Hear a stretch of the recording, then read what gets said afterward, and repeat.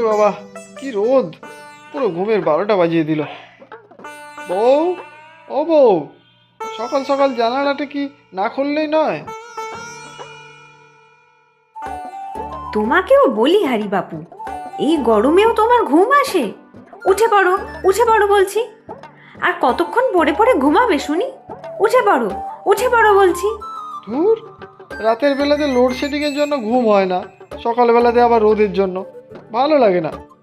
আহারে, কাল রাতে কেমন তোমার ঘুম হয়নি তা আমি ঢের দেখেছিলাম।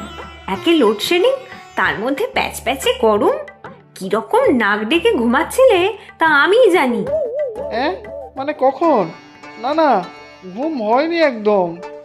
আহ, লোডশেডিং হয়েছিল বুঝি? কোথায়? আমি তো বুঝিনি। গা হাত পাটা বড্ড ম্যাজ ম্যাজ করছে, মনে হচ্ছে আর একটু ঘুমোলে ভালো হতো। অনেক হয়েছে, এবারে যাও দোকানে।